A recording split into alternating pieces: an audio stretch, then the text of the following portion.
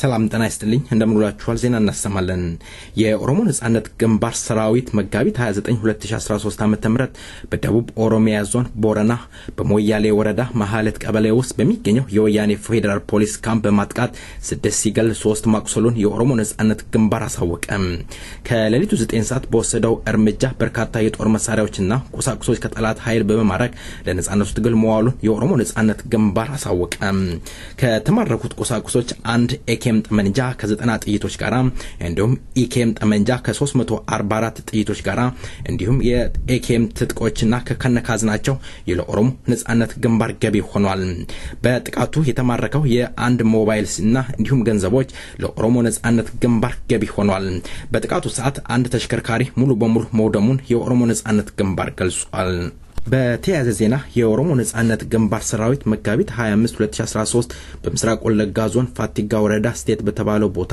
በወሰደው እርምጃ ከፈያለው ታደለና አየለ በተባለው የወያኔ ወታደር ሲገድል ሌላው መኮንን የተባለውን ክፉኛ አቁስሏል የኦሮሞ ነጻነት ግንባር እርምጃ የወሰደባቸው እነዚህ የሲቪል ልብስ በመልበስ ህዝቡስ በመቀሳቀስ የኦሮሞን ህዝብ ሲሰልሉና ሲያስገድሉ ሲያሳስሩ የነበሩ እንደሆነ የኦሮሞ ነጻነት ግንባር ገልጿል ኦሮሞ ነጻነት ግንባር ሰራዊት በምዕራብ ሸዋ ዞን ጌዶ ከተማ ውስጥ የኦሮሞ ዜጎችን በመሰለል ሲያስገድልና ሲያሳስር በነበረው ተረፈ አንጊጫ በተባለው የወያኔ ሰላይ ላይ የማያዳግም እርምጃ ተወሰደ ይህ ሰላይ የጃጂ ከተማ ካቢኔ በነበረበት ወቅት በ1988 ጀምሮ በተለያየ ኦሮሞ ተወላጅ ላይ የተለያየ በደልና ግፍ ሲያደርስ እንደነበረ ታውቋል ከዚህ ድርጊቱ እንዲቆጠብ ቢነገረው በሚተኝነቱ በመቀጠሉ ጀግናው የኦሮሞ ነጻነት ግንባር ሰራዊት ወደ ትቢያነት ቀይሮታል ኦሮሚያን የወረረው ወራሪ ሙሉ በሙሉ ኦሮሚያ ለቆስ ከሚወጣ ድረስና ተላላኪዎች ከድርጊታቸው እስካልተቆጠቡ ድረስ ጥቃቱን አጠናክረን ቀጥላለን ሲል የኦሮሞ ነጻነት ግንባር አሳወቀ ዜናው በዚያ በቃ መልካም ቆይታ ከቀሪው ፕሮግራማችን ጋር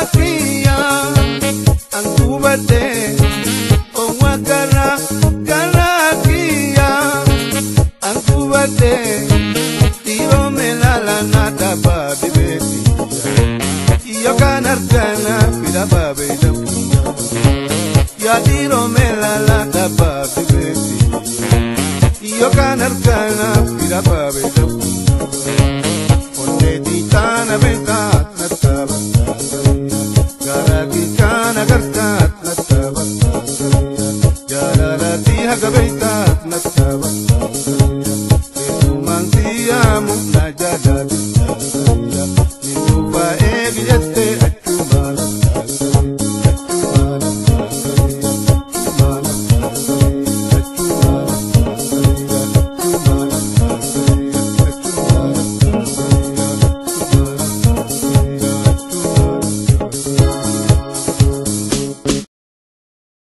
የሳምንት እንግዳዬ አቶ ግርማ በቤተሰባቸውና በራሳቸው ላይ የወያኔ መንግስት ያደረሰባቸውን ገልጸውልናል። እስኪ ቀሪውን ክፍል 2 እነሆ አብረን እናድምጠው። አቶ ግርማ እስኪ እንደሚታወቀው በተለያየ ዌብሳይት ላይ ስለርሶም አንብበናል፣ በአካልም አይቾታለሁኝ። ሆዶት ላይ ትልቅ ቁስል እንዳለ ለማየት ችያለሁ። ያ ቁስል ከየት መጣ? እንዴት ሆነ? እስኪ ስለዛ ይንገሩኝ። ባዬ ጋሪ ደጋ ከና ባዬ ሳዱበቹን ባዬ የሮ አማ ከና ኬሳ ዲፍሌ ባዬ ነትንቶሎ ገሩ ሃተውቲ አንቆፋ ሚቲ ነሞኒ ሄዱን ዋን አከሲ ከና ከን መዳ አከና ቀበን ከነከነት መዳ አኒ ሄዱ ሳኒቱ ጅራ አኒሞ ጨራ አርገጤዩን ሀገኑ መዳዬ ሀገኑ ኢጳዴንዩ har afe dubbachuu danda'a. Namoonni baay'een immoo carraa sana kan hin argatin kan har'a waan kana dubbachuu hin dandeenye kan har'a biyyee uffatanii akkanattiin otoo badii tokko hin qabaatin kan waraabessi gaaraan xooxisaan nyaates kan maayikalaawii keessatti ajjeefamanii guyyaa 3-4 fi otoo reeffi isaanii gadi hin ba'in kutaa keessa ciibnu keessatti kan tortoran kan qaami isaanii achitti gogee hafanis hedduutu jiru. Garuu an har'a madaana baadhee lubbuudhaan jiraadheetan dubbachuutti jira.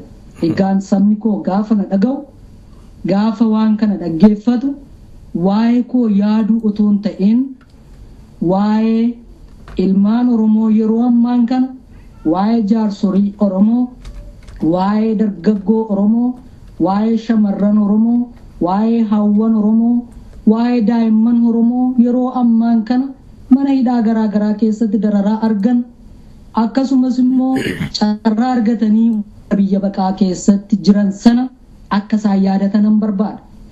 Eessaa dhufe akkamitti ta'e isa jedhuuf waan hin jalqabarraa kaasee sitti himaa ture kanatu sababa guddaa ta'eef. Maaliif waan gaarii biyya keetiif gaafa yaaddu waan tokko biyya kee keessatti nan jijjiira jettee gaafa waan gaarii saba keetiif yaaddu, gaafa mirga saba keetiif gaaffii gaafattu, namoonni muraasni kan sammuun isaanii akka biraatti yaadu irrayyuu darbee kan sammuun isaanii yeroo hundumaa waa'ee ofii isaanii qofaa yaadanii kan kana namarraan ga'an har'as lubbuudhaan ni jiru. Borseenaan immoo isaaniif deebiin ilaata jedheetan abdadha.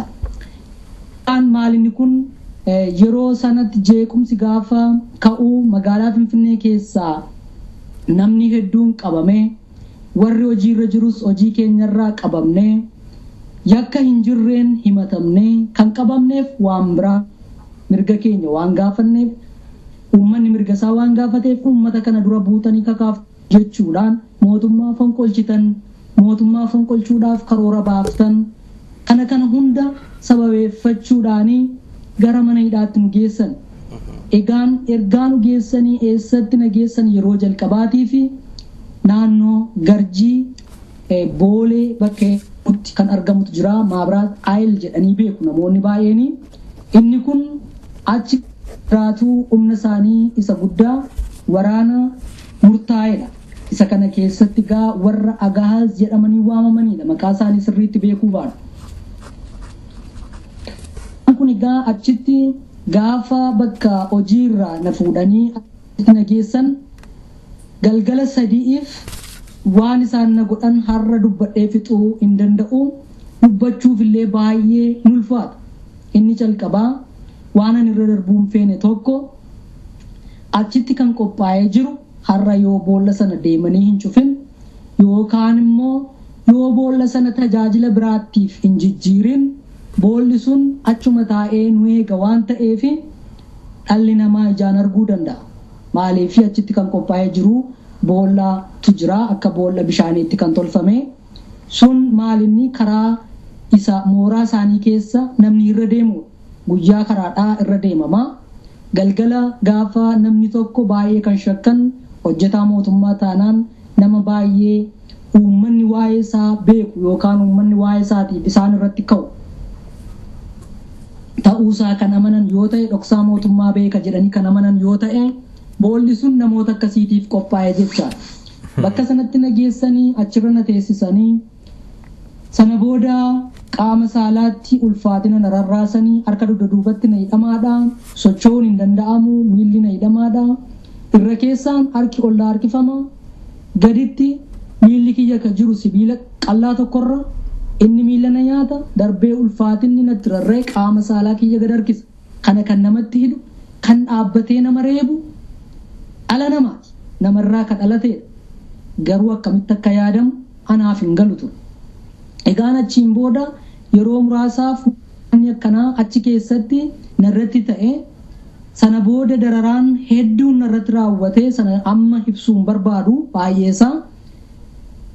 Achi gara maayikilaawiitti baatii 6 booda geeffame. Baatii 6 booda yeroo geeffamu hiriyoonni kiyya namoonni hedduun achi keessatti wal argine, namnis na beekanii hedduun namaas achi keessatti wal argine irraa namni wal hin argine gaa warra achi keessa turan hedduun isaanii Oromoon kan achi keessa seenee otoo yeroo sana nan argin ba'e nama muraasaa maaliif akka addaatti namatu na baatee deema, socho'uu hin danda'u. Qaamni kiyya baay'ee miidhameera. Darbee utuman kanaan jiru nan dubbadha, waan nan dubbadhu sun waan isaan miidhuuf jechin isaaniin jedhu waan isaan miidhuu fi keessa isaaniitiif hin ta'u waan ta'eef achuma keessatti na fuudhanii kutaa tokko keessa na seensisanii otoo uummanni Oromoo achi keessa jiran ijaan ilaalanii otoo isaan na arganii summii na waraanan. Uummata fuulduratti lubbuun akkana keessaa ba'u taasifame. Garuu hin duune inuman gaggabe yeroodhaaf nan hafe. Haala argataniinii uummanni achi keessa jiru firoota isaanii warra isaan dubbisuu dhufutti dhaamanii waldaan falmaa mirga dhala namummaa achi keessatti na qaqqabe.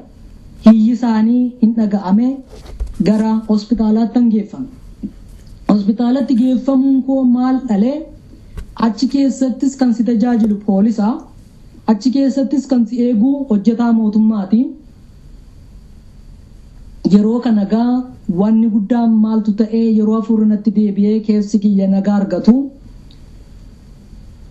kanan nyaata galliqimsuu hin dandeenye qaama kiyyaan kara garaacha kiyyaarraanii dhangala'aa nyaata dhangala'aa kara guluukoosiitiin akkanaaf galu taasifame. Isa sanarratti summiin naqame, poolisiin isa sanarratti summii gaafa naqu keessa kiyyatti kuufame jechaadha. Hinduu hin fayyuu socho'uu hin danda'u keessi koo akkanumatti garaan koo bokokee taa'aa baroota dheeraadhaaf sanarratti dhiphina guddaan arge. Nama daa'ee garaan gar tokkoon nama daa'ee madaama sana dhoffadheen namatti himu warra achi keessa jiranitti hin argisiisu, namni itti argisiisu yoo jiraate namoota 2 turan. Har'a namni tokko lubbuudhaan jira. Namni kun har'a carraa argatee biyya ambaa kana dhufeera. Wal argine, wal dubbifne, ifaa ijaan wal arguu baannu sagalee walii dhageenyeerra. Namni kabiraan obbo Muruu Gurmeessaa nama jedhamutu jira. Maqaasaa eenyumtuu beeka. Oromoon dhimmi Oromummaatti dhaga'amu maqaa obbo Muruu Gurmeessaa nama jedhamu namni wal dhaalu waan jiruun se'u. Isaan kun achi keessatti na galagalchuu, na tajaajiluu, nyaata harkaan afaanitti geeffachuu waan hin dandeenyeef ergaan afaanii nyaata liqimsuu danda'ee na tajaajiluu jalqaban. Darbee nama Ittafaa Alamaayyoo Ittafaa nama jedhamutu jira. Inni mana hidhaa keessatti itti gaafatamaa mana hidhaa zoonii 6 jedhamu tokkotti Karchallee keessatti taayitaa kennanii fi achi keessatti nama nagaadha. Baay'ee nama nagaadha. Uummata kamiiniyyuu walitti wannoon jedhu baay'ee nama tajaajila. Nama kana kanumaan ilaalaniitu taayitaatti kennanii akka inni hidhamaa to'atu godhan. Achi keessatti hidhamootaa fi waan garaagaraa dhiyeessaa achi keessatti deemee warra dhukkubsataa ilaalaa waan akkasiitiif na bira dhufa ture. Nama kanatu beeka, dhoksaa koo ture. Obbo Miruutu beeka, nama amma biyya alaa jiru kanatu beeka. Isa kanarraan isaanirras wanti ga'e waan ammanan jedhamne himamee dhumuun kan hin danda'amnedha. Achi keessatti nama Taaddasee Girmaa'ee jedhamutu achi keessa jira. Taaddaseen kun tajaajilaa fayyaatii na bira dhufee lammaffaa garaa kiyya erga ol qabee ilaalee booda summii otoon ilaaluu natti mee waan na ajjeesuu barbaaduuf hundumaa adda baasee naaf hime. Uummanni dhufee asitti si argu hundumtuu gadi ba'ee maqaa keenya hadheessuutti jira. Ol baatus gadi baatus eessayyuu nattu kan asitti dhufanii jaansi arganii waa'ee kee walirraa qoratanii gadi ba'anii waa'ee keenya hadheessanii reeffa keellee hin arganii naan jedhee afaanuma isaatiin natti hime. Har'a yoo lubbuudhaan jiraatee gaaf tokko wal argine walitti himuu dandeenya dhugaa duratti jechuudha. Namni kun erga na doorsisee booda lilmee isaa fudhatee dhufee miilli kiyyan socho'u harki kiyyan socho'u qaama kiyyarra bakka lama lilmee sanaan na waraanee jechaadha. Anis of awwallaalee yeroo sanarraa kaasee of hin beeku. Namoonni kabraanachi keessatti balaa garaagaraan irra ga'ee akkuma koo morkataa nama jedhamu akkasumas summii waraananii obbo Lamaayyoo ittafaa kanas summiidhuma sana waraananii namuma tokkicha kanatu waraane jechuudha. Obbo Miruu Gurmeessaas akkuma kana waan garaagaraa achi keessatti irraan ga'anii isaan kun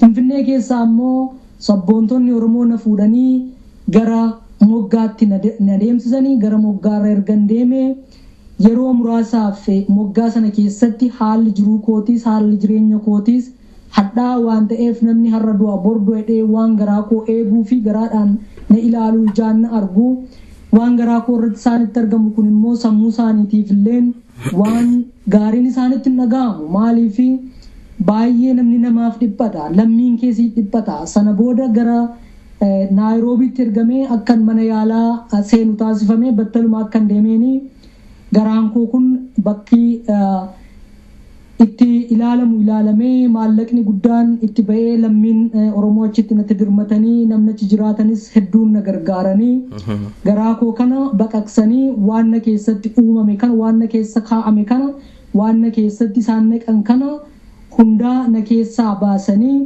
yeroodhaa fi pilaastika garaacha kootti naaf galchanii haaluma sanaan naayiroobii keessatti dararaa guddaan sanarratti dabalee nurra ga'e madaa sana baadhee utuu hin jiru hiriyoonni ani waliin ture kaan qabamanii biyya deebi'an kaan immoo warri asiifas na duukaa deemanii harka na qabanii na deemsisan isa kaan rasaasaan ajjeesanii sana gaa odeessuunis gaarii miti biyya baqaa keessatti waan ta'u Oromoon beekaa Oromoonis wal argaa ni dhaga'aa miidiyaan Oromoos waan kana dabarsaa ture.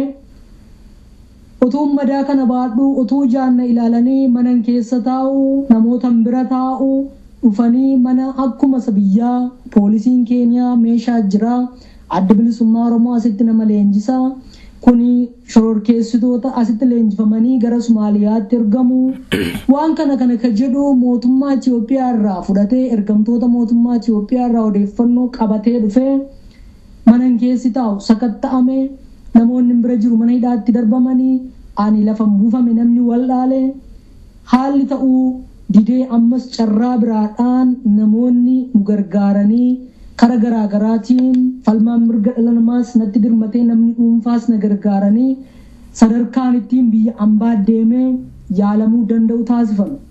Biyya ambaa ga'ee kan na keessa kaa'ame pilaastikni garaacha koo keessaa ba'ee deebifamee pilaastikni sun erga ba'ee immoo garaachi kun walitti hodhamee hadhooftuun ani turuu kiyyarraa qabu summii sanaa waan tortoreef baafamee gatame. Egaan har'a hanquudha jechaadha. Qaama kiyya keessaa waa tokko dhabeen jira jechaadha. Akka ilma namaa tokkootti waan narraa eegamu saba kiyyaaf ba'uun mirga saba kiyyaa gaafachuun madaa aganaa kana anarratti uume jechaadha. Haa ta'u madaa kootiif hin gaddu. Kan na gaddisiisu garuu otuu dhugaa qabu otuu sabni kun mirga isaa qofaa osoo gaafatu nama biraa saba biraa miidhuudhaaf osoo hin dubbatin otuu sagantaa wayii tokkoon qabaatin biyya isaa keessatti lafa isaa irratti madaa gurguddaa akkanaa yeroo baatu lubbuudhaan yeroo ajjeefamu kan ajjeefamee bineensa jalatti gatamu fakkeenya guddaa kan ani ija koo duraa baduu kan hin dandeenye mana hidhaa keessatti namni ni jaan arge. Nama barataa yuunivarsiitiiti fidanii duratti hidhanii ajjeesanii fuudhanii baasanii gaafa guyyaa sadaffaa Inxooxxoo keessatti waraabessi nyaatee harka isaa fi miila isaa qofatu argame. Nama kana ta'uu harka isaa fi miila isaa irraa adda baasan akkanatti gatamuu jira jechaadha. Yeroo sana kanatti ta'e har'ammoo dhoksaadhaan kan ta'aa jiru kanarra ka caalu daran hammaataa deema jechaadha. Kuni maalinni madaan nuyi baannu madaa dhugaa waan ta'eef sabni keenya warri ala jiru warri biyya keessa jiru madaa warri qabu kana ilaalee warra har'ammoo madaa jiran kana sirnaan waa'ee isaanii yaaduun gaarii maal gochuu qabna madaa'uun keenya kun akkamitti afuutirra jira isa jedhufaa kana otoo na gaafatteellee natti tola.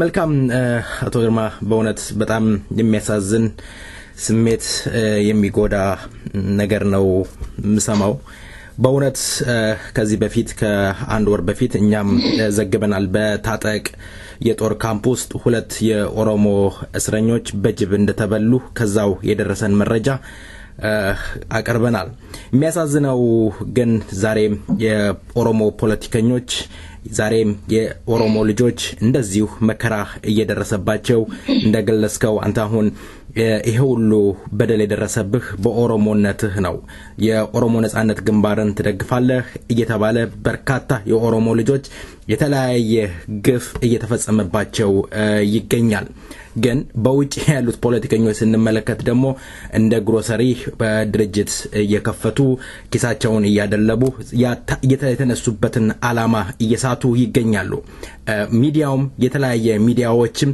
በድፍረት መናገር መቻል አለባቸው ይሄን ነገር ማውገዝና መቃወም ፍለፊት መቆም መቻል አለባቸው ብዬ ነው እኔ ማስበው እስከ መቼ ድረስ እንደዚህ ይቀጥላል የኦሮሞ ልጅ ተገረፈ ታሰረ ተገደለ የነጮችን እጅ እየጠበቁ የነጮችን ገንዘብ ሚስጡን ኪስ ያዳበርን ለአንድ ሳምንት ሆያ ሆየ የምንል ከሆነ መቆሚያው ምኑ ጋ ነው እስኪ አቶ ግርማ እስኪ አንተ የተበደልክ ነህ የተቃጠልክ ነህ ምንድነው የምትለው የት ጋር መቆም አለበት እስኪ ስለ ፖለቲከኞቻችን እስኪ ትንሽ በለኝ ጋፊ ጋሪ አኒ ከነረቲ ከነነ ጋፈቹ ከቲፊ አመን ስለ ዋይኮ ዋይ ሰበኮቲ ዋይ ሪዮተኮ ዋይ ነሞተን ቤኩ ካሴን ጫላ ቡአ ቀበጀኤ ከነ ያዱ ጋፊን ሀርዳ አቲ ከነነ ጋፈተ ጋፊ ሁንዱ መሳረከ ጫሉ ኬሰኮ ባዬ kan anaafis waan tokko dubbadhe wanni tokko narraa osoo ba'e ka jedhu asirratti sabni koo waan tokko beekuutu irra jira ani bakka lamatti addaan reetan ofuma koo kana bakka lamatti addaan ree of ilaala tokko akka sabaa akka deeggaraa dhaabaatti jechuudha lammata immoo yoon ofiidhuma koo of ilaale akkuma aaba sanaa ta'een bakka dhaaba sanaa kaa'een of ilaala bakka saba kootii bu'ee dursa dubbachuun barbaada ani akka oromoo tokkootti akka saba Oromoo keessaa ilmi Oromoo tokko ba'uutti Oromoon inni biyya keessa jiru inni biyya ambaa jiru waan kun eessarraa ka'eetu hanga har'aa nutti jira isa jedhu gaaffiin takkallee wanti ka'u jira natti hin fakkaatu. Beenna eessaa akka jalqabe karamirraa akka inni calqabe namni kamiyyuu beeka. Duruma isaa gaafuma adda bilisummaa Oromoo ijaaramuu kaasanii warri waliin turan nu ergan ijaaramee dhalanne. An ergan ijaarameen ittan dhaladhe. Ergaan itti dhaladhe immoo waan inni keessa tureef waan inni keessa darbee fi waan inni har'atti jiru boruu immoo waan inni itti adeemu xiinxaluu hin danda'a akka nama tokkootti akka yaada nama tokkootti jechuudha. Inni kun maalinni uummanni dura adeemaa kooti jedhee erga amanatee waa'een uummanni itti cicce tokko maalinni maqaa adda bilisummaa Oromoo jedhu of dura kaa'ee jira. Adda bilisummaa Oromoo maqaan jedhu kun immoo kan nama dhuunfaati miti. Yookaan kan namni tokko ofiin ijaare yookaan gareen tokko kan ijaaree ittiin socho'u natti hin fakkaatu. Uummanni keenyas sana keessa gadi bu'ee sirnaan hubatee ilaaluun gaarii natti fakkaata. Akka sabaatti uummanni keenya yeroo warri dhaaba jedhanii ofii isaaniitii bakka garaagaraatti of cabsan uummanni keenya yaadaan inni keessattuu warri biyya keessa jiran rakkoo kanaan qaban kan rakkoon xiqqoo keessatti argamu warra kamii warra biyya ambaa keessa jiran jecha. Inni kun immoo maalinni uummanni keenya karaa garaagaraatiin hedduun isaa kallattii garaagaraatiin adeemsa garaagaraatiin biyya ambaatti faca'ee jira. Kun maalinni biyyi keenya iyyummaa isaa baqaaf miti. Gabrummaa baqa godaana uummanni keenya. Qabeenyi nuyi uumamaan qabnu sirnaan yoo kan itti fayyadamnu ta'e dandeettiin uummanni keenya qabu sirnaan yoo kan biyya isaa irratti hojjetu ta'e waanni tokko waan Oromoon biyya ambaatti baqatuuf jiranatti hin fakkaatu. Isa kana keessatti uummata keenyarraa ka'een gara dhaabaatti of fideen of ilaala ofuma kooti. Dhaaba erga ta'anii ana toggana erga jedhee namni tokko maqaan sun erga uummata biratti fudhatama guddaa qabaatee uummanni akeekan ittiin miidhamu haala aanjessuun qabu. Tasumaa maqaan sun uummata keenya hin miidhu. Miidhaas hin turre miidhuus hin danda'u.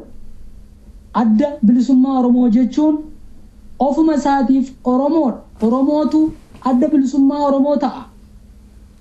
Garuu namoonni muraasni yeroo biyya keessaa gara biyya alaatti dhufan warra dhaabota kana geggeessanitti gaafa makaman adeemsa isaanii akeeka isaanii ejjennoo isaanii keessa seenanii karoora isaanii keessa seenanii akka ofii isaaniitii ta'uufitti kallattii ofii isaaniitii ta'uufitti namoota dhaaba kana fuula isaa kallattii isaa jijjiiran hedduutu keessa jira.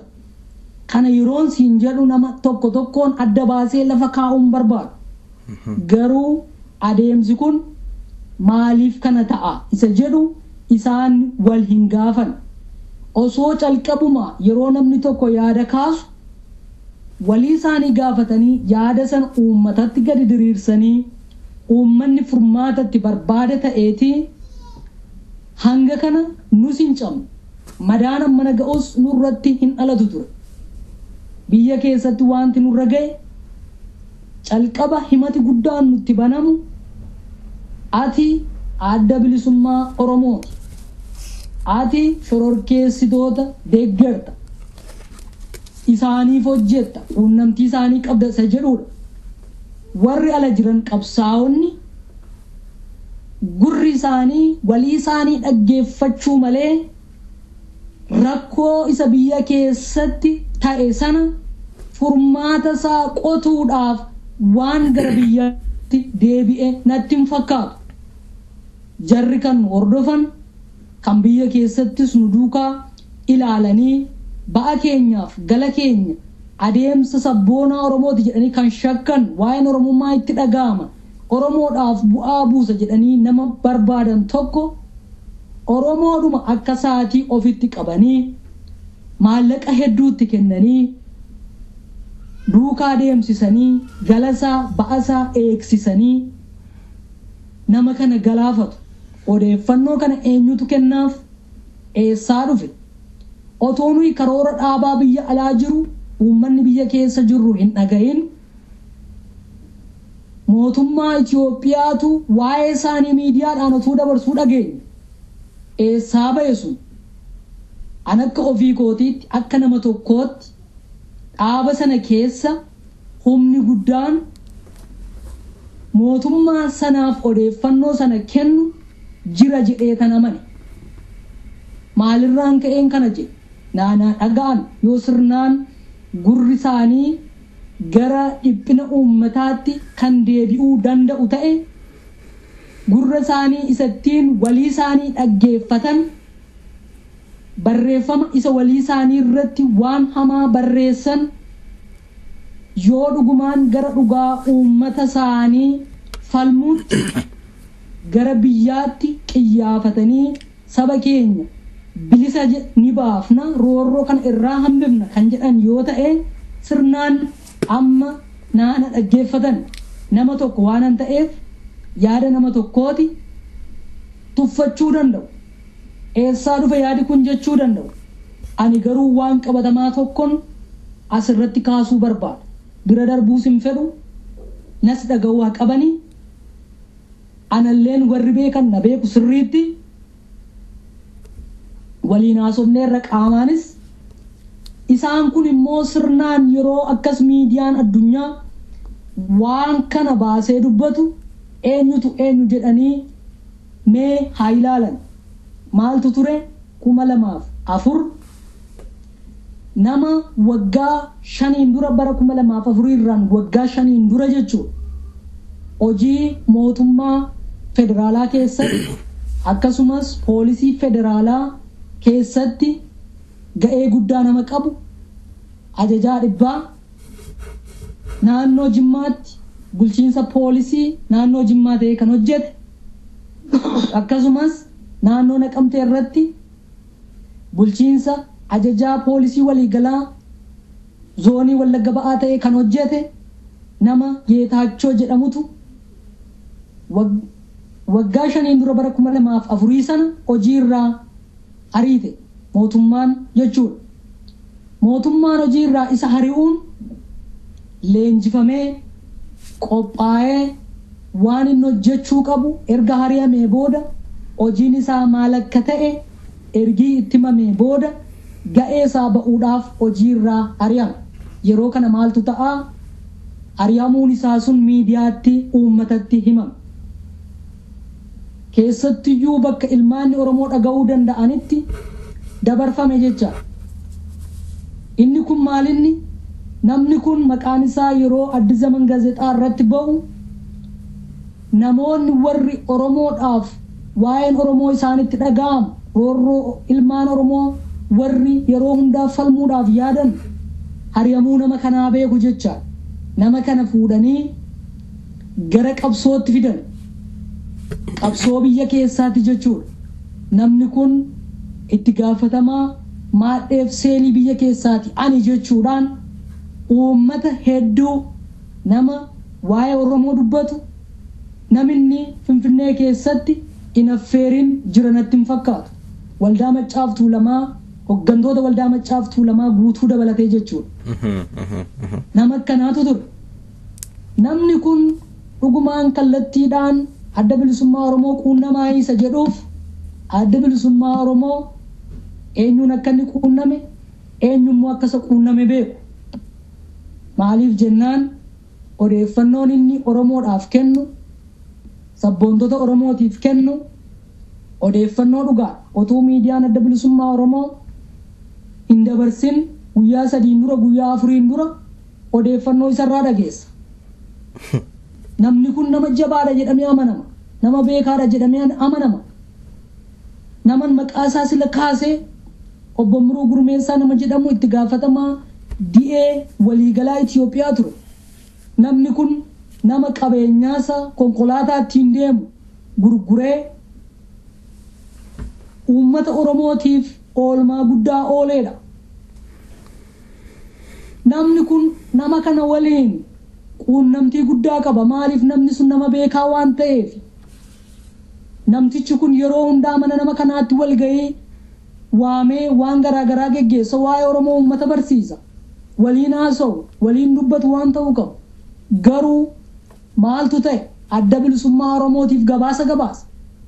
Namoota muraasa naannoo Naayiroobii keessa turaniif ergaan obbo Miruu Gurmeessaa nama waraana ijaaree kaayyoo keessan alatti isin geggeessaa jirtan as keessatti ofiif dhuunfatee isin boruu biyya galuu hin dandeessanii kan jedhu ergaa akkasii labsuu jalqabe.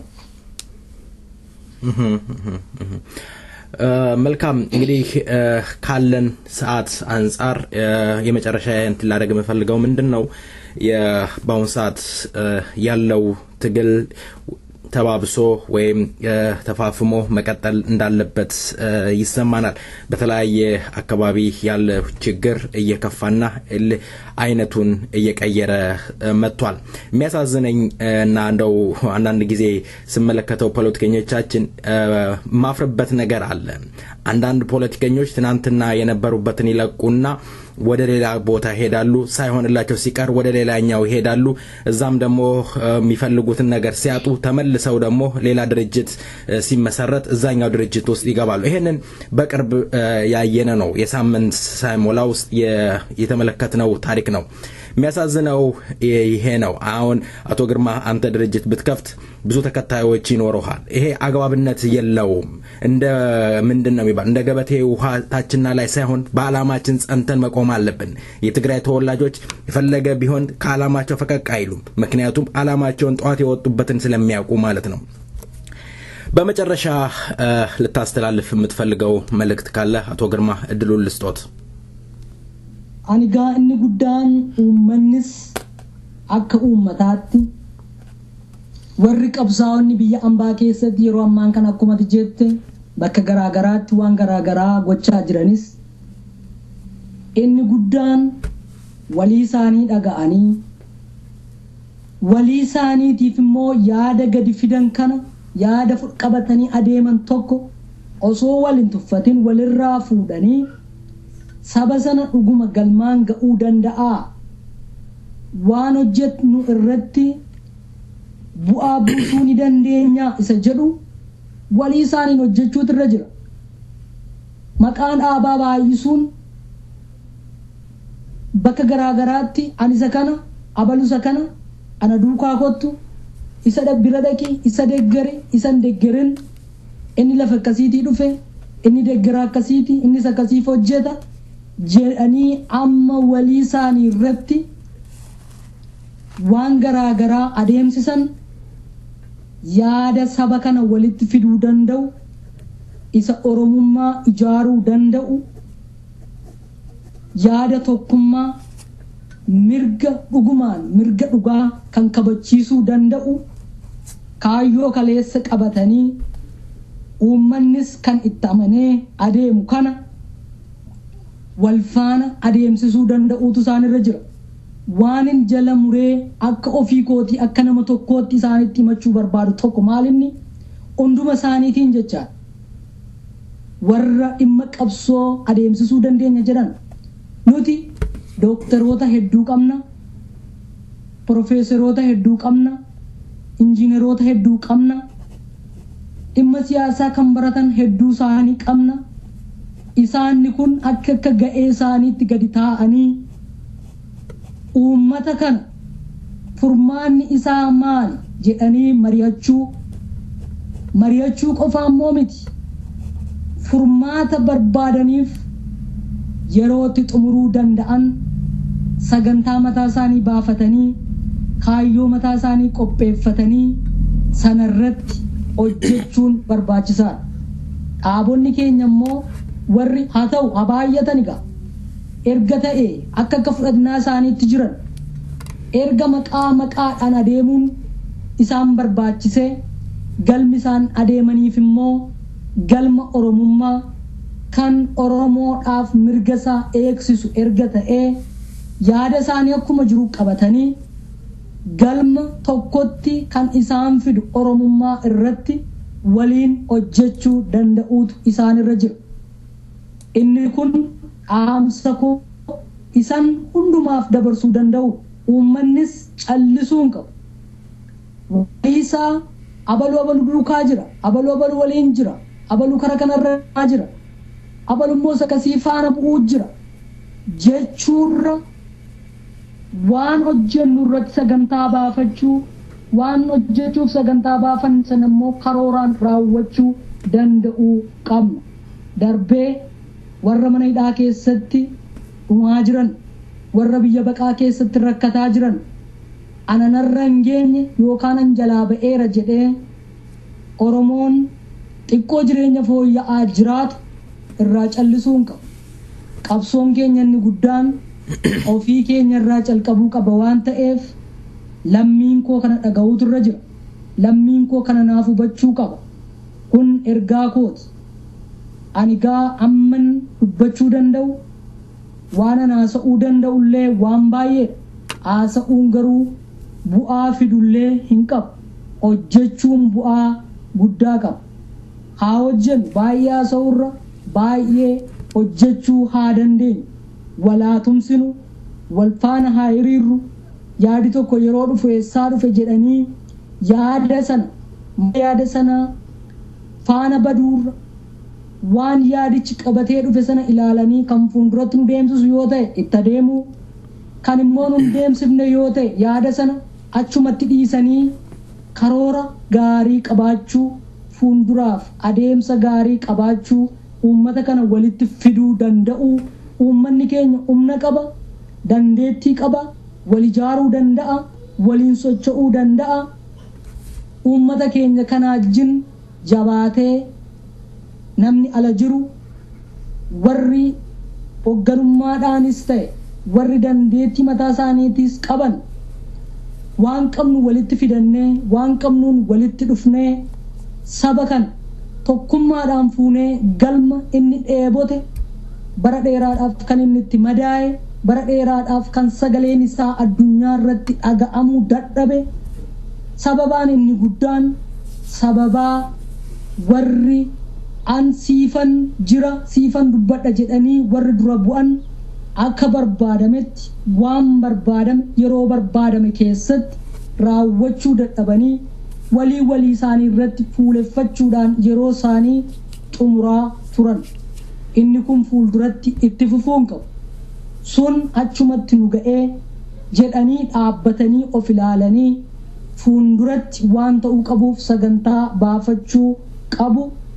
Kanammoo kabajaa ilmaan Oromoo dhiiga gootowwan dhangala'ee warra immoo har'a mana hidhaa keessatti dhumaa jiranii warra biyya baqaa keessatti waxalamaa jiran akkasumas warra roorroodhaaf hadheeffatanii qeef maatii isaanii gadhiisanii dirree irratti ba'anii falmaa dhugaarra dhaabbatan maqaa uummata guutuu bal'aa Oromiyaatiin isaan kadhachuun barbaada. Dhaamsa koo kana akka ittiin nageessan immoo abdiin qabu። መልካም አቶ ግርማ በጣም አመሰግናለሁ። የኦሮሞ ህዝብ ጥያቄ የድርጅት ጋጋታ አይደለም። የኦሮሞ ህዝብ ጥያቄ ነጻነት ነው።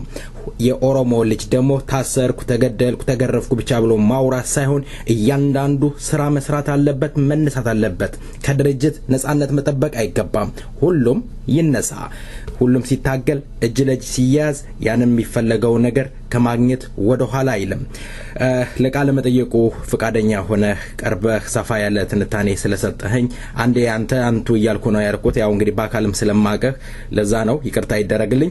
እንግዲህ በመጨረሻ የምጋብዘው ዘፈን የሂርጳ ጋንፉሬ ዘፈን ይሆናል። ከያ ኦሮሞ ይላል። መታሰር፣ መገደል፣ መሰደድ ይብቃ፣ ሁሉም ለነጻነቱ ይነሳ እንላለን። ከያ ኦሮሞ እግዚአብሔር ይስጥልኝ። አመሰግናለሁ። ገለቶማ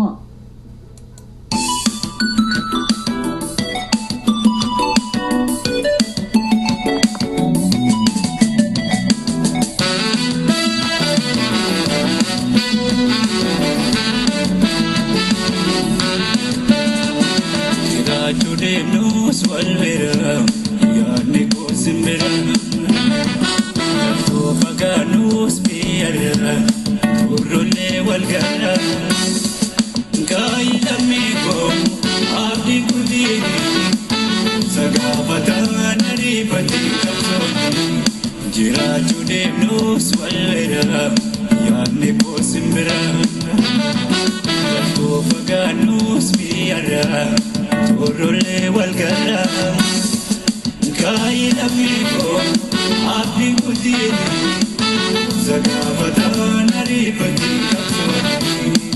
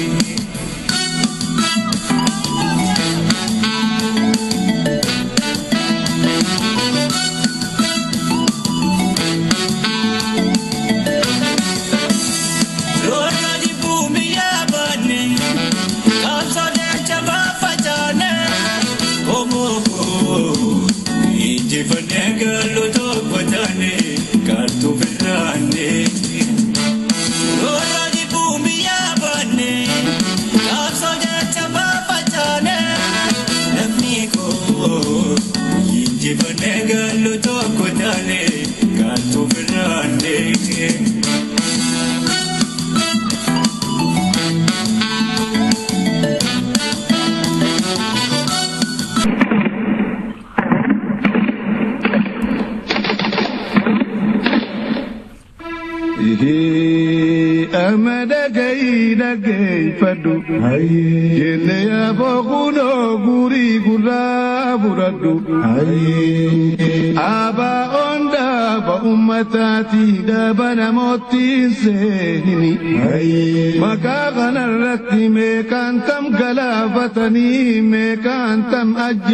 sani mekar kamil murani ijaisa dam sani mekan tamara hidat lubut gura arani mekan tamrasas nikamasani gaizati afme dukuban jira atani የተከበራችሁ አድማጮቻችን እንደምን ሰንብታችኋል?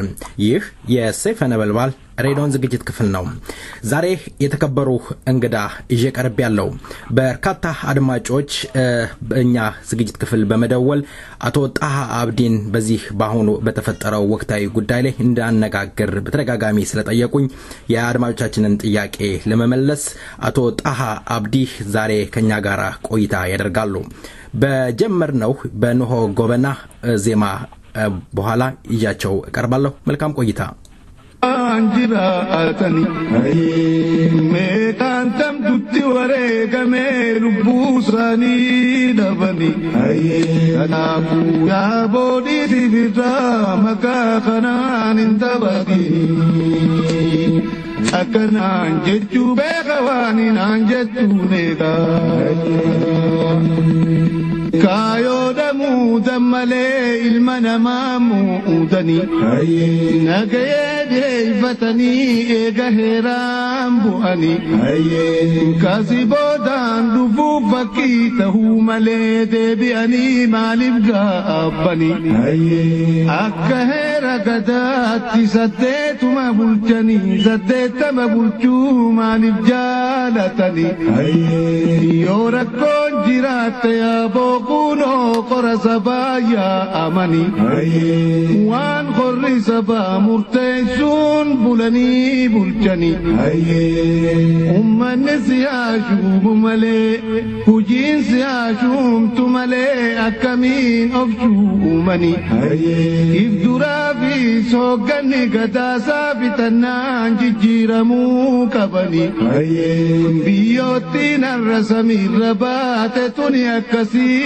gurguddatani heera seera obii ol aansanii jala bulan malee obii gad aansanii miilaan irran deemani akka nama heera seeran qabneet የተከበሩ እንግዳዬ ጥሪዬን አክብረው ስለቀረቡ በሴፍ ሬዲዮና እንዲሁም በአድማጮቼ ስም ከልብ አመሰግናለሁ።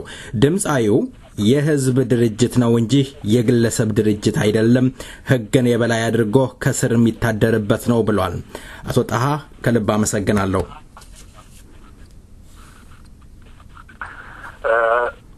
ስለ ጋበዝከኝ እኔም አመሰግናለሁ። መልካም አቶ ጣሃ እንግዲህ ዘፈኑንም ሰምተውታል። ብዙ አድማጮች እርሶን እንዳናገር በተደጋጋሚ ወደ ዝግጅት ክፍላችን ደውለው ነበር። በአሁኑ ወቅት የተፈጠረው የአንዱ የኦሮሞን ነጻነት አስፈላጊ አይደለም፣ ዲሞክራት በኢትዮጵያ ዲሞክራት አድርገን መንቀሳቀስ አለብን የሚል ወገን መጥቷል። ሌላው ደግሞ የኦሮሞ ምድር ማየት እንፈልጋለን የሚል አካል አለ። ያንን ከመጠየቄ በፊት ወደዛ ከመሄደ በፊት አቶ ጣሃ ቀደም ብለው የኦሮሞ ነጻነት ግንባር ውስጥ የሥራ ድርሻዎት ምንድን ነበር?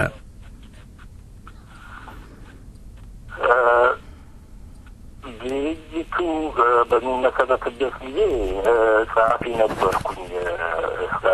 አስፈጻሚ ኮሚቴ ጸሐፊ ነበርኩኝ። ከዚያ በኋላ እንደ ግሪጎሪያን አቆጣጠር ከ77 ጀምሮ በውጭ እስከ 98 በውጭ ግንኙነት ኃላፊነት ነው ያገለገልኩት። መልካም አቶ ጣሃ ከዚያ ወዲህ በአማካሪነት አድቫይዘሪ ሆኜ በአድቫይዘርነት ሰርተዋል። መልካም ቀደም እንግዲህ እንዳነሳሁት ወደ ጥያቄ ልሄድ ነው።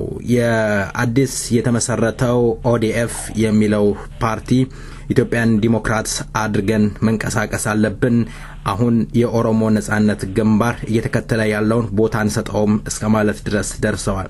እንደሚታወቀው ቀደም ብለው በአመራር ደረጃ ላይ የተቀመጡ ሰዎች ናቸው። በኢትዮጵያ አንድነት በሚያምኑት ደግሞ እንደ ትልቅ እንደ ድል ተቆጥሮ እየተጨበጨበ ይገኛል። እዚህ ላይ እርስዎ ምን ይላሉ?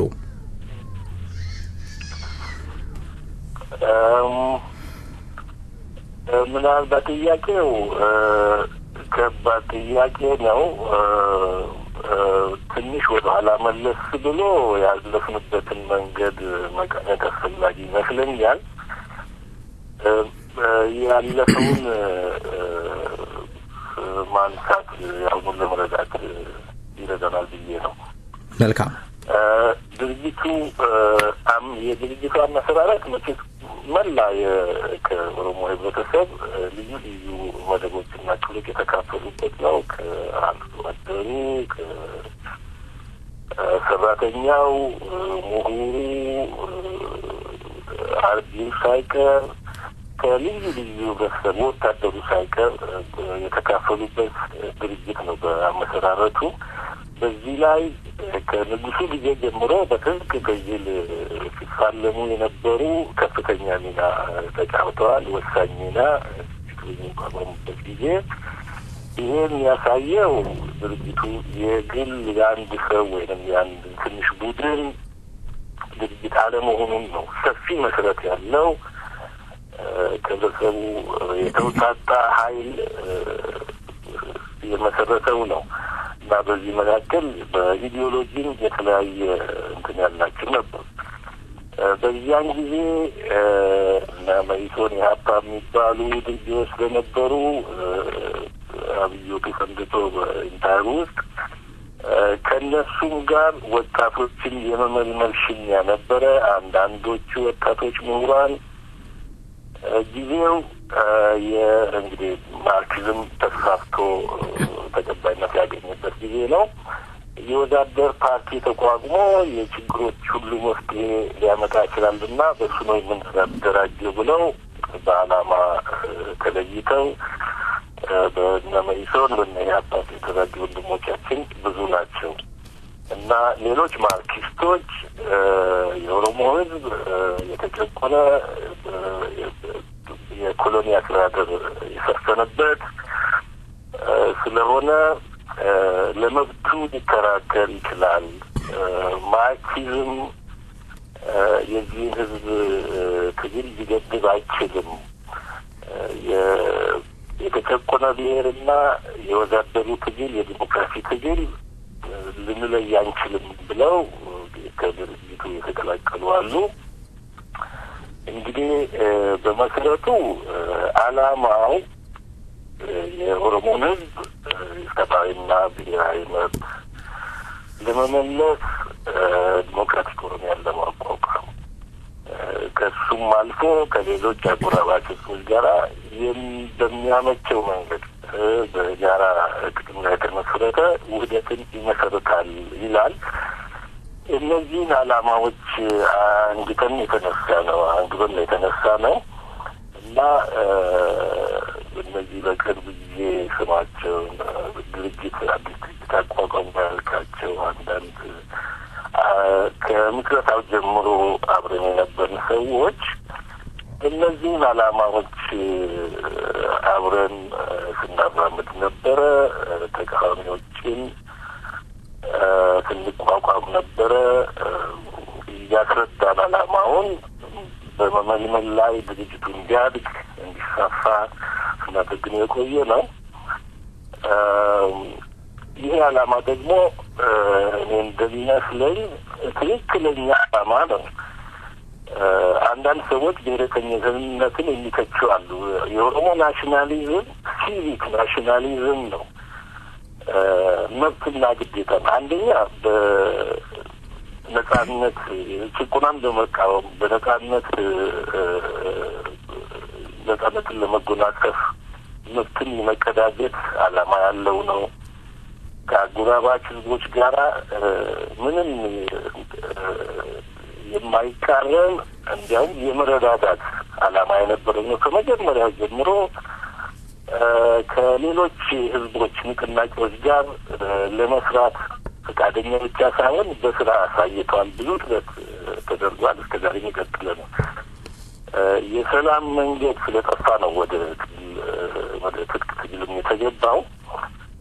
ከዚያም በኋላ በተገኘ ዕድል ሁሉ ሰላማዊ መፍትሄ እንዲገኝ ጥረት ተደርጓል። ለምሳሌ በ91 የደርግ መንግስት እንደወደቀ ከሌሎች ደርግ ሲዋጉ ከነበሩ ኃይሎች ጋራ የሽግግር መንግስት ማቋቋሙ ፕራግማቲክ መሆኑን ያሳያል። ለሰላምና ለዲሞክራሲ መፍትሄ ሁልጊዜ ዝግጁ መሆኑን የሚያሳይ ነው። እንግዲህ ይህንን ዓላማ አብረን ስናራምድ የቆየን ሰዎች አሁን ሌላ ድርጅት እንፈጥራለን፣ ዓላማውንም ይህንን ትተን ሌላ እንመርጣለን ማለታቸውን ሰምቻለሁ፣ አድምቻለሁ፣ በቪዲዮም ተመልክቻለሁ። በመሰረቱ ነጻ ሀገር ነው ያሉት እነዚህ ወንድሞቻችን ሀሳባቸውን ለመቀየር ውሳኔ ካደረጉ ምንም ማድረግ አንችልም። የራሳቸው ፊትን በፈቃደኝነት ነው ወደዚህ ትግል የገባ ነው። ዓላማውን ተቀብለን ህዝብ እንዲቀበል አድርገን ብዙ ወንድሞቻችንና እህቶቻችን በየቦታው ረግፈዋል። ብዙ ንብረት ባክኗል። በተጨማሪ ህዝቡ ይህን ዓላማ ደግፎ ትልቅ መስዋዕትነት ከፍሏል፣ እየከፈለም ነው። ይህም ሆኖ ወንድሞቻችን ሀሳባችን ለውጥናል፣ ሌላ መስመር እንቀይሳለን የትግል መስመር ካሉ ነጻ ሀገር ነው ያሉት። መተባበር ያስፈልጋል። የፈለጉትን ድርጅት አድርገው ሊራመዱ ይችላሉ። ምናልባት በዓላማቸው ጸንተው በዚህ ከቀጠሉ ለዲሞክራሲ እንታገላለን ካሉ ምናልባት ወደፊት የምንገናኝበት መንገድ ይኖራል። የእነሱን የአሁኑን ምርጫ ሌላ አማራጭ አለን ያሉትን ሌሎች አባሎች ማክበር፣ እነሱ ደግሞ የሰፊውን የኦሮሞ ነጻነት ግንባር አባሎች የሰፊውን የኦሮሞ ህዝብ ያንን ድርጅት ተቀብሎ አብሮ ሲዋደቅ ያለውን ህዝብ በአክብሮት ማየት አለባቸው ነው የምለው።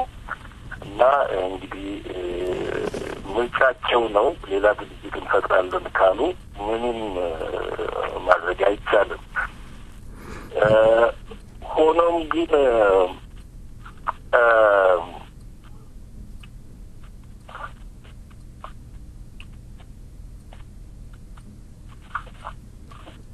ድርጅቱ በዚህ ትልቅ ውሳኔ ነው። ሌላ ድርጅት ሰላማዊ መንገድ እንፈልጋለን ማለት ትልቅ ስራ እንደሚጠብቃቸው ነው የሚሰማኝ። በአመራር በኩል እንግዲህ አሁን ውሳኔ ተደርጓል። ለመነሻው በአውሮፓ ከተሞችና በሰሜን አሜሪካ ለመደራጀት የመንደርደሪያ ሊሆን ነው መሰለኝ። እንግዲህ ቀጥሎ ወደ መረጡት ሰላማዊ ተግባር ሊሄዱ ነው። ይህ አዲስ እንትን አይደለም። ለዲሞክራሲ መታገል የኦሮሞም ድርጅቶች ኦሮሞም ያልሆኑ ድርጅቶች በወያኔ ስነ ስርዓት ስር ይህንን መስመር የያዙ አሉ። እንግዲህ ከእነሱም ተምረው እነሱ ምናልባት አዲስ የትግል ዘዴ አግኝተው ሊቀጥሉ ይመስለኛል። ትልቅ ስራ እየጠበቃቸው ነው። ከእንግዲህ ብዙ በውጭ የሚሰራ እንትን አይኖርም። ከውጭ ሆኖ በሪሞት ኮንትሮል የሚሰራ አይደለም። አሁን ያስቀመጡት የወጠኑት ስራ እንግዲህ ሜዳውና ፈረሱ ሌላ ነው። አውሮፓና አሜሪካ አይደለም። ይህ ጅማሮ ነው እና መንገዱን ጨርቅ አድርግላችሁ ከማለት ምንም ጨምረው የለኝም አሁን። ምክንያቱም የእነሱ ውሳኔ ነው። ውሳኔያቸውን ማክበር ፍላጎታቸውን እነሱም የሰፊውን የኦሮሞ ነጻነት ግንባር አባሎችና ሰፊውን ድርጅት ያቀፈና ብዙ ዋጋ የከፈለበት በአክብሮት እንደሚያው ተስፋ አደርጋለሁ። ሌሎችም የእነሱን ውሳኔ አክብረው መወያየት በሩ ክፍት መሆን አለበት ለወደፊት። መልካም አቶ ጣሃ እንግዲህ እንዳነሱት እነሱ የሰላማዊ ትግል ለማካሄድ እንደተነሱ የሚታወቅ ነው ገልጸዋል። ግን አንድ ነገር አለ። በድርጅት ውስጥ አብራችሁ ለረጅም አመት ስትታገሉ ነበረ፣ ትተዋወቁ ነበረ ማለት ነው። ትተዋወቃላችሁ ማለት የሁለት አላማ በአንድ ድርጅት ይዘው መጓዝ፣ ለምሳሌ የኢትዮጵያን ዲሞክራት ማድረግ እና የኦሮሞ ነጻ ምድር ማየት የሚመኝ አካል አንድ ላይ ሆኖ መታገል ይቻላል። ምናልባት የኦሮሞን ትግል ያቀጨጨው መጠላለፋችሁ ሊሆን ይችል ይሆን ወይስ አለመተዋወቃችሁ ይሆን? ይህን አስተያየት የሚሰነዝሩ ወገኖች ነበሩ ከአሁንም በፊት። በመሰረቱ ግን ቅድም እንዳነሳሁት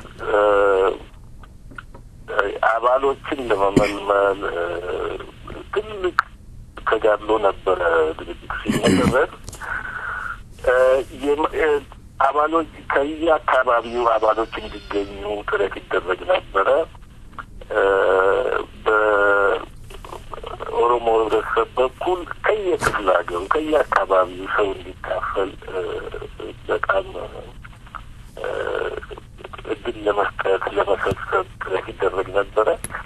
ሰዎች በዚህ ዓላማ እናምናለን ብለው ለዓላማው ሲሰሩ ከቆዩ እንግዲህ የዓላማ ጽኑነትና የቁርጠኝነት መለኪያው አስቸጋሪ ነው። በእውነቱ በሁኔታውን አምንበታለን ብሎ ለሱ ሲሰራ የቆየን ሰው እንዴት አድርጎ መለየት ይቻላል? አስቸጋሪ ነው። ምናልባት የሚተነጥቁ ሰዎች ሊኖሩ ይችላሉ። የተቸዋሉ ከአሁን ቀደም ወንድሜ ያነሳውን ጥያቄ ያነሱ አሉ።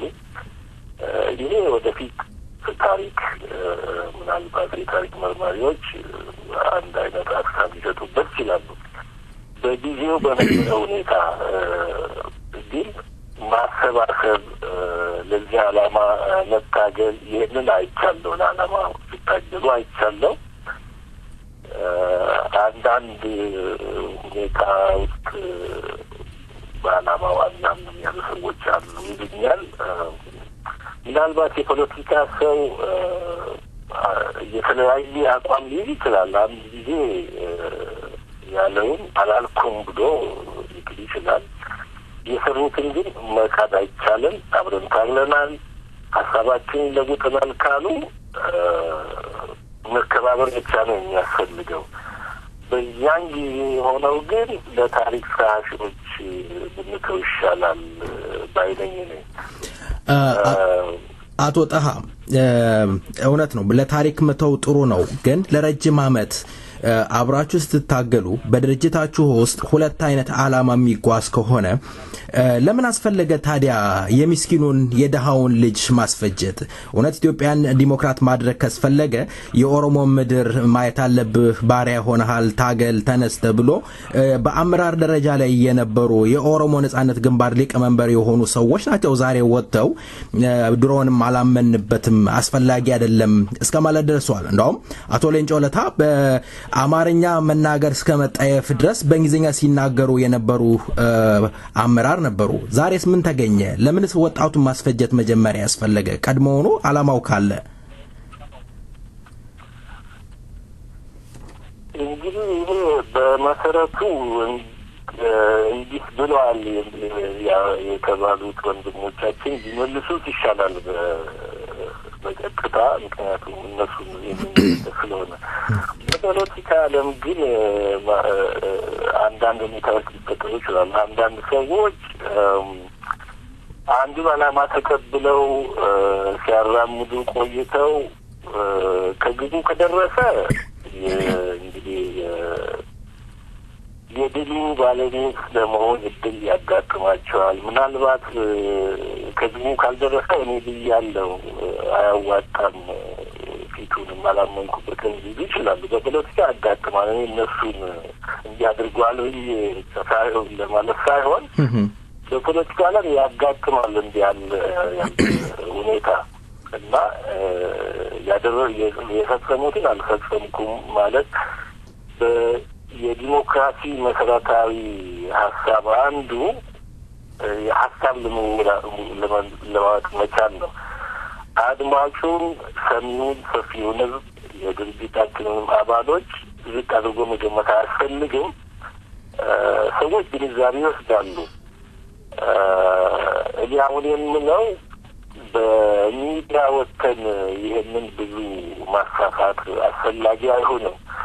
አሁን የደረሱበት ውሳኔ ታይቶ የሚፈልግ አብሮ ሊሰለል ይችላል። ያዋጣል እና የእነሱን ውሳኔ ምርጫቸውን ምንም ማድረግ ስለማንችል በዚያው መተው መብታቸው ነው። ነፃ ሀገር ነው ያሉት እና ውሳኔያቸውን ማክበር ይሻላል ማለት ምርጫቸውን። እነሱም የተቀረውን ሰፊውን የኦሮሞ ነጻነት ግንባር አባሎች የዓላማ ጽናት ተቀብለው በአክብሮት ማየት ሰፊውንም ህዝብ በአክብሮት እንደሚያዩ አምናለሁ። ይህንን ነው እኔ ማየት የምፈልገው። መልካም አቶ ጣሃ የኦሮሞ ህዝብ ጥያቄ ሊፈታ የሚችለው የግድ በኢትዮጵያ ኢምፓየር ውስጥ መሆን አለበት ብለው ያስባሉ? ኢትዮጵያን ዲሞክራሲ ካልሆነች ድረስ የኦሮሞ ህዝብ መብት ሊከበር አይችልም፣ ነጻነቱም ሊመጣ አይችልም የሚሉ ፖለቲከኞች ስላሉ ነው። እውነት ይሆን? ቅድም ዓላማውንም ያነሳሁት ለዚህ ነው። ኦሮሞ ነጻነት መጨረሻ ላይ በህዝብ ውሳኔ ድምፅ የሚሰጥበት ነው። በትግሉ የተገዳጃቸውን ድሎች ህጋዊ ለማድረግ የህዝብ ውሳኔ ሬፈረንደም ያስፈልጋል ብዬ ነው የማምነው። በመሰረቱ ምን አይነት ጥያቄ እንደሚቀርብለት በሬፈረንደሙ ጊዜ አሁን ስለሱ ተከራክረን መጨረስ አንችልም። ግን የልዑላዊነቱን የመወሰን መብት አለ ብዬ ነው የማምነው። እንዲያውም እኔ እንደማስበው የራሱን መንግስት ኖሮት ከሌሎች ህዝቦች ጋር ደግሞ የጋራ ሀገር ለመፍጠር ሊስማማ ይችላል። ቱ ስቴት ሶሉሽን የሚል ሀሳብም አለ። የራሱንም አስተዳደር ኖሮት የራሱ መንግስት ነጻ መንግስት ኖሮት በአፍሪካ አንድነት ድርጅት እየተካፈለ በዩናይትድ ኔሽንስ የዓለም መንግስታት አባል የሚሆንበት ከሌሎችም ጋር የጋራ ሀገር ለጥቅማቸው በጋራ ጥቅም ላይ የተመሰረተ የጋራ ሀገር የሚመሰረትበት ሁኔታ ሊኖር ይችላል። የዚህ አይነት መፍትሄ ደግሞ ከአሁንም ቀደም የነበረ ወደፊትም ውስብስብ ለሆኑ ችግሮች የሚረዳ ለምሳሌ የቻይናና የታይዋን የቻይናና የቲቤት የቻይናና የሆንግ ኮንግ ሁኔታ አለ። የኦሮሚያና የኢትዮጵያ በዚህ በተመሳሳይ ሊፈታ ይችላል። የኦሮሞ ህዝብ የራሱን የመወሰን እድልም አግኝቶ በፈቃዱ እሱ በወሰነው ከሌሎች ህዝቦች ጋር ደግሞ የጋራ ሀገር የሚመሰረትበት ሁኔታ ሊኖር ይችላል እና የህዝብ ውሳኔ ስለሚሆን በግድ አንድ መልኩን ብቻ ያዝ ብለን አሁን መወሰን አስፈላጊ አይመስለኝም። አይቻልም ነው። የኦሮሞ ነጻነት ግንባር ህዝቡን አታግዬ ለዚህ አበቃለሁ ነው እንጂ እኔ እወስናለሁ አላለም። እነዚህም ወንድሞቻችን ምናልባት እኔ ያየሁት ሊወስኑም አይችሉም የሚሉም አይመስለኝም። የህዝብ መብት ነው። የህዝባችን መብት ስለሆነ እኛ ጋር የሚወስኑ አይደለም። መልካም እንግዲህ ካሁኑ ፖለቲከኞች አንድ ማንፌስቶ ላይ ያነበብኩትም ነገር አለ። ከዚህ በፊትም ሲናገሩት ያደመጥኩት ነገር ስላለ ነው። 21ኛው ክፍለ ዘመን ላይ ስላለን የኦሮሞ ህዝብ ትናንትና ያለበት ደረጃ ላይ አይደለም ያለው። የኦሮሞ ህዝብ የህሊና ንቃትም ዛሬ የሚገደብና የተለየ ነው። ጣሪያ ነክቷል። ስለዚህ ያገኘውን መብት አክብረን የተገኘውን ድል አክብረን ባለው ላይ ደግሞ ሌላ መጨመር አለብን ነው የሚሉት። እንደዚህም ሆኖ የትግል የኦሮሞ ነጻ ምድር ማየት ጊዜ ያለፈበት ነው። በቋንቋው በክልሉ መተዳደር እስከቻለ ድረስ የሌላውንም ህዝብ አንድ ላይ ነጻነት ለነጻነት መታገል ግድ ይለናል። ስለዚህ ዓለም ተቀይሯል፣ አያዋጣም፣ የትጥቅ ትግል አስፈላጊ አይደለም ነው የሚባለውና ይሄስ ምን ያህል እውነት ይሆን? አንደኛ የህዝቦች መብት የዲሞክራሲ የሰብአዊ መብት የዲሞክራሲ መብት የራስን ጊዜ መወሰን መብት እንደ ሸቀጥ ዕቃ በሴል ባይ ዴት በዚህ ቀን ይሸጥ ተብሎ የሚወሰን አይደለም። የህዝብ መብት መሰረታዊ ህጋዊ መብት ነው። የራስን ጊዜ መወሰን የተባበሩት መንግስታት ስርዓት ውስጥ ዓለም አቀፍ ህጎች የታወቀ የተከበረ የአፍሪካ አንድነት ህጎችም የተቀበሉት ዓላማ ነው። ህዝቦች ለመብታቸው እስከታገሉ ድረስ በዚህ ክልል በዚያ ክፍለ ዘመን የለም። አሁንም በ20ኛው ክፍለ ዘመን በአውሮፓ ሳይቀር በጣም ሰልጥነዋል በሚባሉት የዲሞክራሲ ዳበረበት በሚሉት ነገሮች የህዝቦች የራስን እድል የመወሰን ንቅናቄ እየተካሄደ ነው። በስኮትላንድ በሚቀጥለው ዓመት ሪፈረንደም ሊደረግ ነው። አንድ ጥያቄ ነው የሚቀርበው። ስኮትላንድ ነጻ ሀገር እንድትሆን ትደግፋለህ ወይ የሚል ለስኮቲሾች ለስኮትላንድ ከ16 ዓመት በላይ ዕድሜ ላላቸው ሊቀርብ ነው።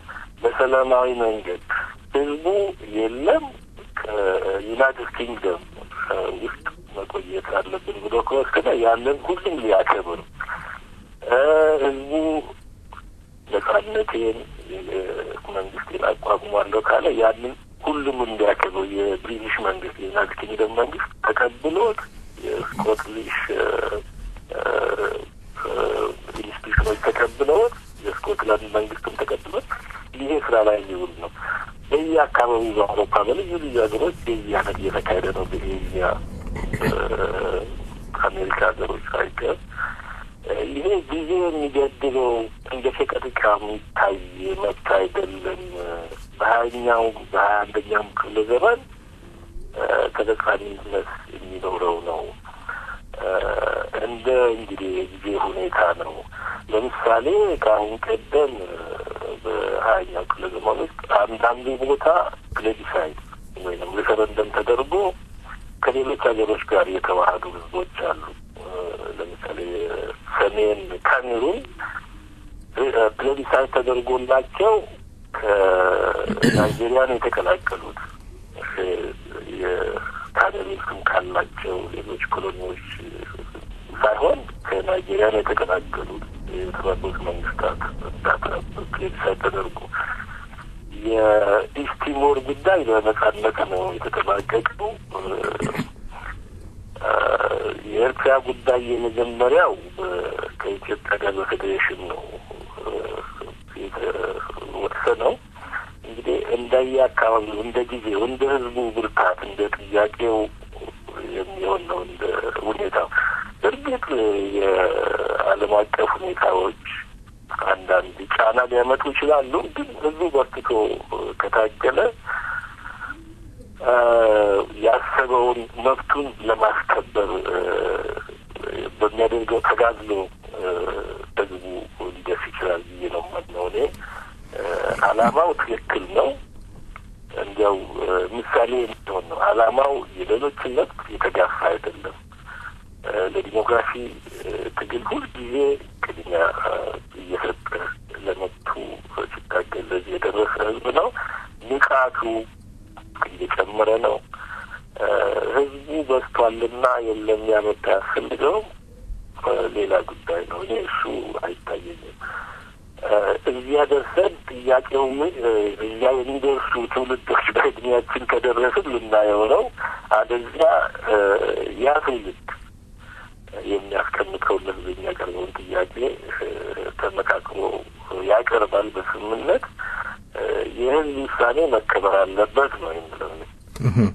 መልካም አቶ ጣሃ፣ ከዚህ አጠር ካለው ዜማ በኋላ እንመለሳለን። ጥያቄዎቼ አንድ አራት ጥያቄዎች ይቀሩኛል። እስኪ በዚህ ዜማ ረፍት እናድርግ። Oda butani dare gava kuski kawe gava tuski oda butani abba gava ngaroro gode gava jimalam magaga yung gova jarsuma oda butani ala gava konko adagava konko modora bubatani sokoru gamoji bari dalam lami gamne karawo bingirize karawla gala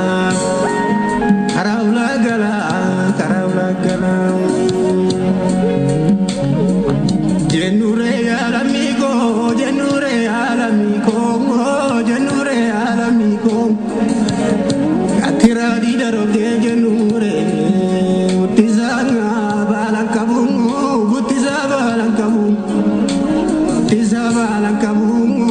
nira gade mode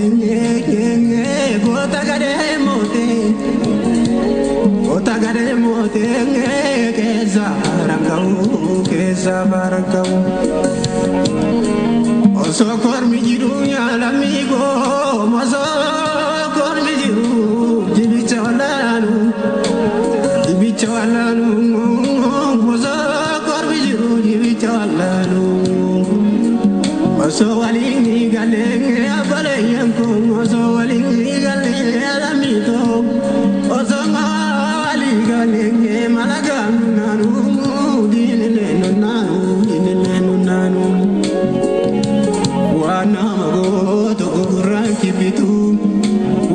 magotu koromi kibitu artu male dirike jibitu artu male dirike jibitu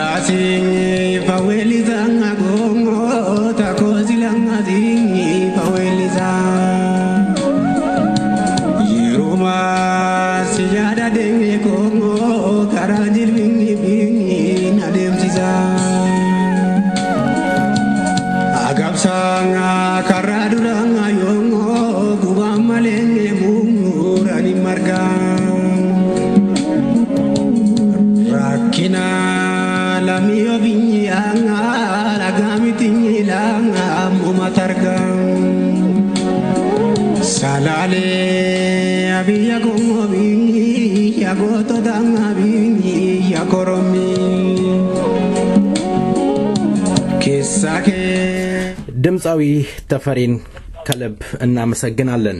አንድ ብንሆን ማንንም አይደፍረንም ነው ያለው። አቶ ጣሃ እንግዲህ ወደ ቀሪው ጥያቄዎቼ ላመራ እየተንደረደርኩ ነው ያለሁት። እንግዲህ በፊት እርሶ ሲሰሩበት ያው ህዝቦትን ሲያገለግሉ የነበሩት የኦሮሞ ነጻነት ግንባር ዛሬ ኦነግ እየተባለ የሚጠራው በኦሮሞ ህዝብ ዘንድ ልክ እንደ እምነት እየተቆጠረ ይገኛል። የኦሮሞ ነጻነት ግንባር ሰራዊት እንዳለው እናቃለን።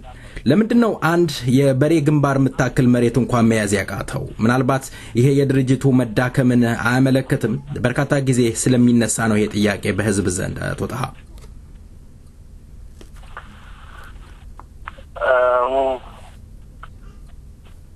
ትግሉ ሲጀመር ጀምሮ ሲታደስ የትጥቅ ትግሉ ከታደሰበት ጊዜ ጀምሮ በ1976 ማለት ነው ከዚያም በፊት የሆነ ጉዳይ ነው።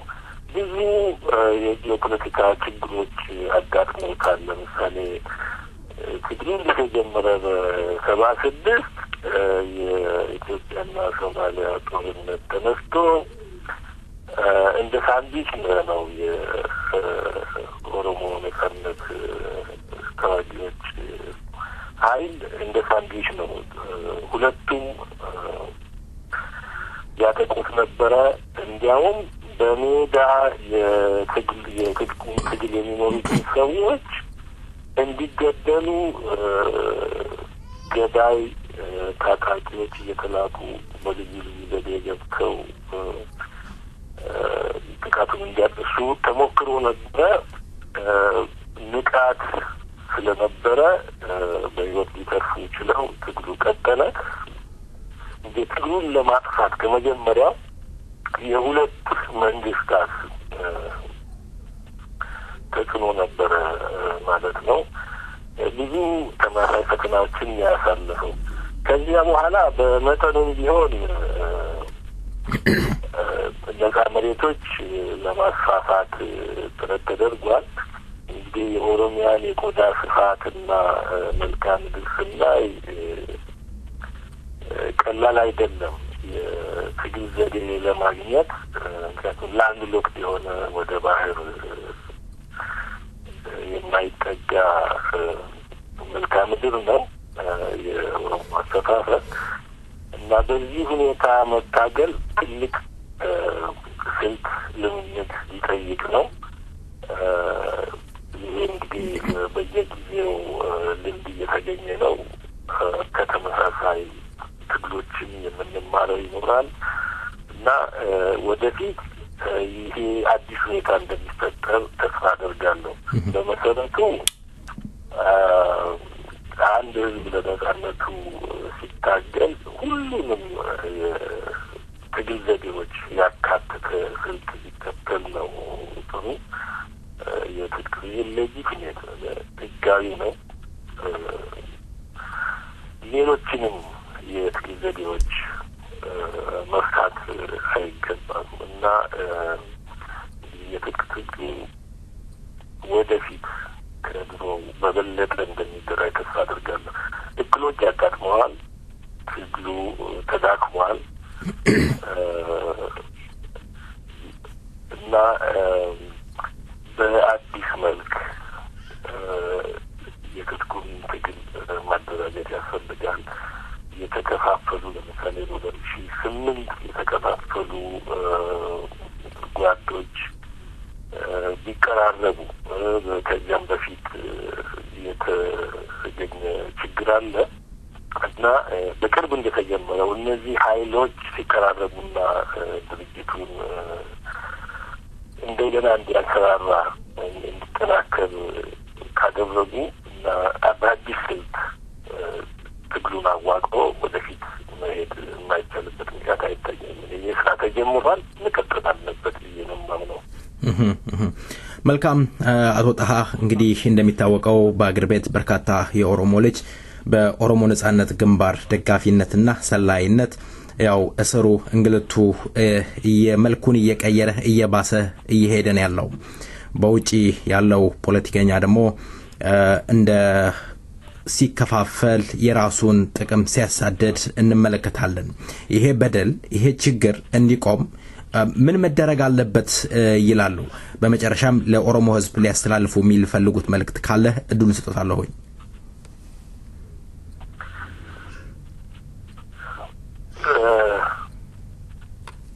በቅርብ ዘመናት የገጠሙትን ችግሮች እንግዲህ ችግሮችን የፈጠሩ ሰዎች ናቸው። በተለይ በመሪነት ደረጃ የነበሩ እኔም በአንድ ጊዜ በአመራር አካል አባል ነበርኩኝ። ሁላችንንም የሚነካ ጉዳይ ነው፣ የሚያጠቃልል ጉዳይ ነው። ጥፋት አድርገን ይሆናል። ከጥፋት ተምሮ ትክክለኛ መስመር መቀየስ ያስፈልጋል። መሪዎች ኃላፊነታቸው መውጣት አለባቸው። ከመከፋፈል ያኮረፈ ከንደብሮ ድርጅት ልፍጠር ማለት አያዋጣም። ከራሳችን ሁኔታ ከሌሎችም ህዝቦች ታሪክ መማር ያስፈልጋል። የኦሮሞን ካምፕ የትግል መስመር ሳናዘጋጅ ሳናጠናክር ከሌሎች ጋር ለመስራት አቅም አይኖረንም፣ ችሎታ አይኖረንም እና መሪዎች እና አደራጆች በከፍተኛ ደረጃ ትልቅ ተጋድሎ አድርገው ድርጅቱን መልሰው ማጠናከርና ትግሉ መስመሩን እንዲህ ለህዝብ የገቡትን ቃል የዓላማ ጽናት ብቻ ሳይሆን በስራ ደግሞ እሱ ለመተርጎም የበለጠ መጣጣር አለባቸው ብዬ ነው የማምነው። ይሄ በትግሉ ለሚያምኑ ዓላማውን የሚደግፉ የኦሮሚያ ተወላጆች ሁሉ የሚመለከት ነው። እንግዲህ ትግሉ እንዲጠናከር ወደፊት እንዲራመድ ሁሉም ታጋይ መሀላውን አሳድሶ ወደፊት መራመድ አለበት ብዬ ነው የማስበው። ህዝቡም እስከዛሬ ያደረገው ተጋድሎ ከህዝቡ እንዲደርስ ቦታ እንዲያገኝ በዓላማ ጸንቶ ትግሉ መቀጠል አለበት ነው የምለው።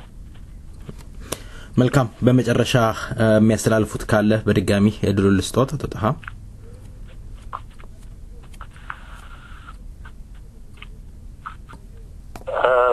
አንድ የማስተላልፈው መልእክት ቢኖር በአሁኑ ጊዜ በኦሮሞ ነጻነት ግንባር ስም የሚንቀሳቀሱ ልዩ ልዩ ብሎ የነበሩ ገሚሶቹ ተቀራርበዋል። የተረፉትንም ለማቅረብና የጋራ ለመፍጠር ትግሉ መቀጠል አለበት። ሌላ መስመር የያዙትንም ወንድሞች ይቅናችሁ ብሎ ምናልባት ከሰመረላቸው አሁን በቀየሱት ዓላማ ጸንተው ከሰመረላቸው ትግሉ ሊደጋገፍ ነው። ችግር ስለሆነ ነው እንጂ ለዲሞክራሲ መታገል ከተቻለ በሰላማዊ መንገድ የትግሉ አጋር ሊሆን ይችላል። ሁኔታ ችግሩ ባለው ስርዓት ውስጥ ምን ያህል ሊሰሩ ይችላሉ ነው ትልቅ ኃላፊነት ነው የተሸከሙት።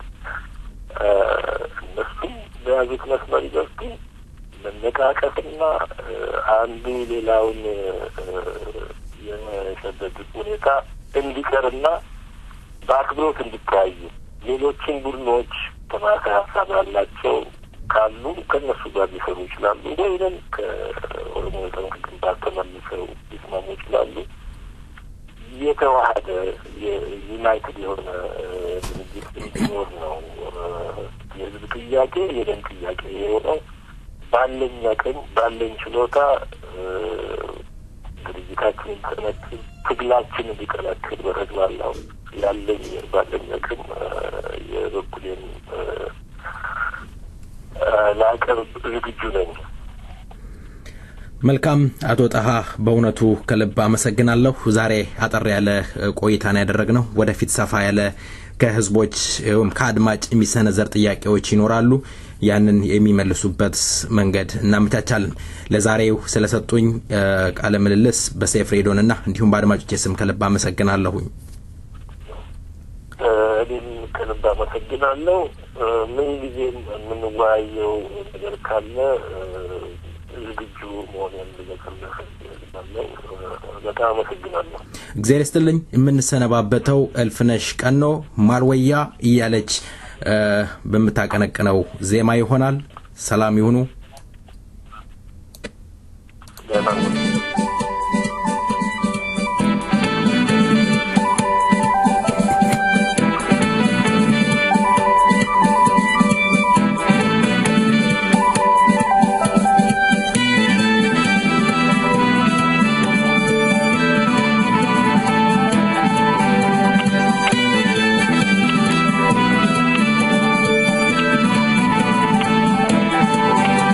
Valente, mo,